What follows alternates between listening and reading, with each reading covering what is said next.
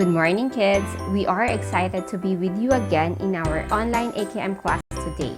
We are still in the series called H.E.A.L, which stands for Hope, Encouragement, Aspiration, and Love. The title of our talk is Love. My name is Teacher Grace from Feast PICC AM session. We hope you are all safe at home with your family and looking forward to hearing our new lesson today. Kindly follow us on Facebook so we can bring our 8 p.m. class into your homes. Let us call Teacher Ray to lead the opening prayer. Let us put ourselves in the presence of the Lord. In the name of the Father, and of the Son, and of the Holy Spirit. Amen. Dear Jesus, I love you, and thank you for always being here for me. In this difficult time, there are several people who are desperate, lost, and afraid. Help me to reach out to the people close to me, to make them feel your love through me. Give me the wisdom to show my love for them the way they want to be loved. I give you my trust that we will be able to get through this pandemic stronger and with a deeper faith in you. Amen. In the name of the Father, and of the Son, and of the Holy Spirit. Amen. Thank you, Teacher Ray. Let us now call Martin to pray the novena to God's love. Everyone, let's all pray the novena to God's love in the presence of God, in the name of the Father, and of the Son, and of the Holy Spirit. Amen.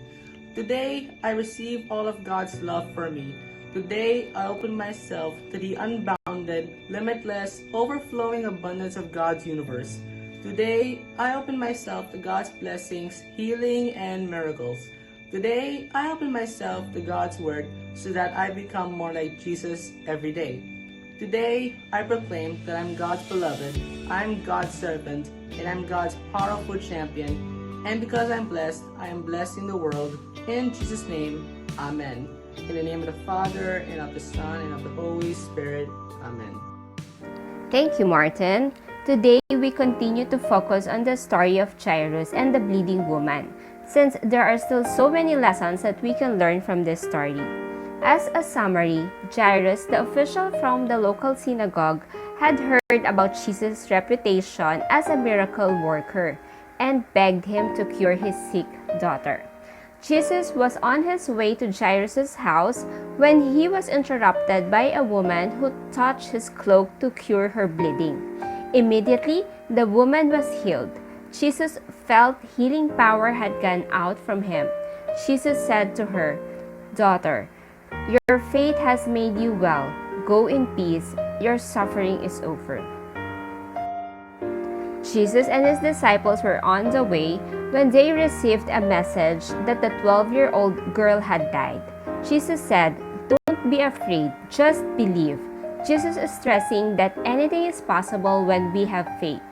When he got to Jairus' house, Jesus claimed that the child was only sleeping and was not dead. He made them all leave the room. Then Jesus said, "Little girl, get up." And the girl, who was 12 years old, immediately stood up and walked around. Let us call Teacher Ray to discuss further. From the story, we saw the act of love of a father for his daughter had no boundaries. Jairus set aside his pride and asked Jesus' help to heal his daughter. Jesus stopped to show his love for the bleeding woman. Truly, love empowers us to take a leap of faith, a willingness to believe and accept something that cannot be proven. Jairus believed in Jesus even after hearing that his daughter had passed away. Because of love, Jairus surrendered and gave his complete trust to Jesus. At the end, he got his miracle. We all can relate with Jairus. We know the feeling when someone we know or someone close to us is sick, and we feel the fear of losing someone we love. In this difficult time, keep in mind that the Lord is near to all who call on Him, to all who call on Him in truth. He fulfills the desires of those who fear Him. He hears their cry and saves them. As stated in Psalm chapter 145, verses 18 to 19. Hold on to God and you can rise above this crisis. God is telling you, I'm here for you. This is our big message today. God is with you and will never leave you. But there are also so many people around you who are afraid, in doubt, sick, troubled, and in need of love. Jesus is calling you to be there for them too. To be Jesus' shoulder that people can lean on. To be Jesus' ear. To patiently listen to someone in pain. To be Jesus' hands in doing God's work of serving our family, relatives, and friends. In showing our love for our family, relatives, and friends, it is best if we are aware of their language of love, how they express their love, because these are the acts that they would appreciate more. Number 1, words of affirmation. These are the people who love giving praises, always saying thank you.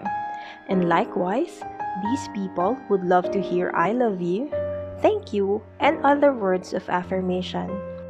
Number 2, acts of service. These are the people who show their love by serving others, like cooking for their loved ones or doing chores for them. Likewise, they would appreciate receiving acts of service, such as when you devote time to do a favor for them or prepare breakfast for them. No matter how simple the act of service may seem, they will appreciate that. Number 3, receiving gifts. These are the people who are generous, especially in giving gifts. Likewise, receiving gifts is also something that they enjoy, and most of the time, they cannot wait long to open the gift. The value does not matter to them, but the act of giving is more important. Number 4, quality time.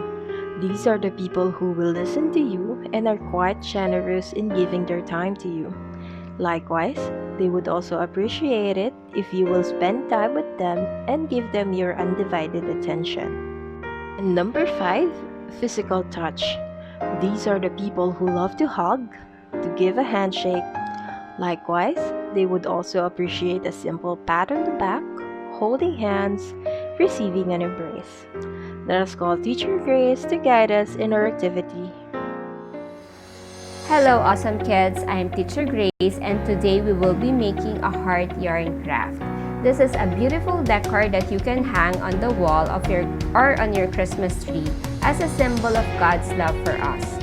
We will need the following materials: yarn of your preferred color, pen, scissors, ruler, glue gun and glue stick, cardboard, paper of your desired color, ribbons, fabric or paper flowers, or other materials for decorating.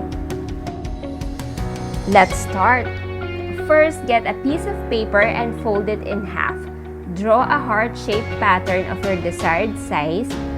Cut out the heart shape, then cut out the center of the heart, leaving around 1/2 inch border.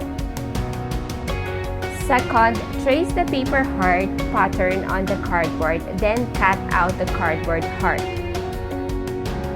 Third, punch a hole in the upper center of your cardboard heart frame and tie the string or yarn, then close it with a knot. Fourth, lock the end of the yarn with a double adhesive tape, then start weaving the yarn around the cardboard. Fifth, cover the whole cardboard with yarn. Sixth step, get another piece of paper of your preferred color and trace the heart-shaped cardboard. Seventh step, write the big message on the heart paper. I'm here for you, Jesus. 8. Using a glue stick, adhere the heart paper to the cardboard covered with yarn. 9th or final step, you can decorate your heart yarn with flowers of your preferred embellishments.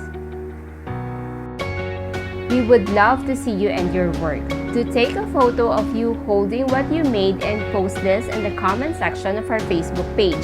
Always remember to have fun while learning. Stay safe and healthy, everyone. See you next Sunday.